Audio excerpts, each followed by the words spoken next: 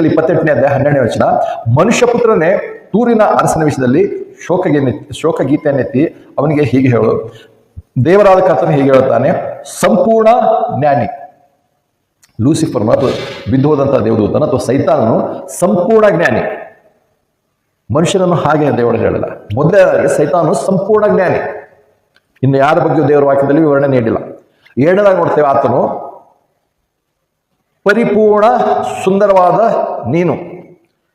ಎರಡನೇದಾಗಿ ಸೈತಾನು ಪರಿಪೂರ್ಣವಾದ ಸುಂದರನು. ಅದಕ್ಕೆ ನಾವು ಅನೇಕ ಸಾರಿ ಇದು ಸಾಂಗ್ ಅಲ್ಲ, ನೀನು ಎಷ್ಟೋ ಸುಂದರ ಯೇಸು ಕ್ರಿಸ್ತನ ಸೌಂದರ್ಯದ ಬಗ್ಗೆ ಬೈಬಲಲ್ಲಿ ಬರೆದಿಲ್ಲ, ಅದಕ್ಕೆ ಹಾಡು ತಪ್ಪು ಅಂತ ಹೇಳ್ತೇವೆ. ಬೈಬಲಲ್ಲಿ ಯೇಸು ಕ್ರಿಸ್ತನ ಸೌಂದರ್ಯದ ಬಗ್ಗೆ ಎಲ್ಲಿ ವರ್ಣಿಸಿಲ್ಲ.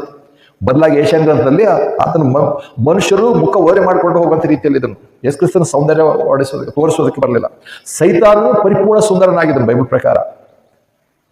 ಮೊದಲನೇದಾಗಿ ಪರಿಪೂರ್ಣ ಜ್ಞಾನಿ, ಎರಡನೇದಾಗಿ ಪರಿಪೂರ್ಣ ಸುಂದರನು.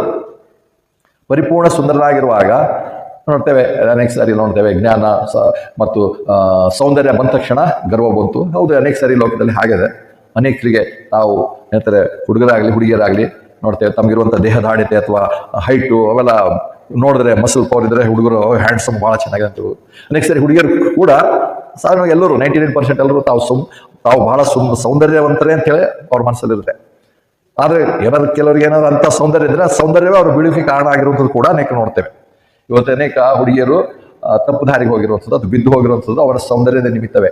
ಅದಕ್ಕೆ ಜ್ಞಾನೋಕ್ತಿಯಲ್ಲಿ ಬರುವಾಗ ಸೌಂದರ್ಯದ ಬಗ್ಗೆ ಜ್ಞಾನೋಕ್ತಿಯಲ್ಲಿ ಸಾಲಮೋನನು ಹೇಳ್ತಾನೆ,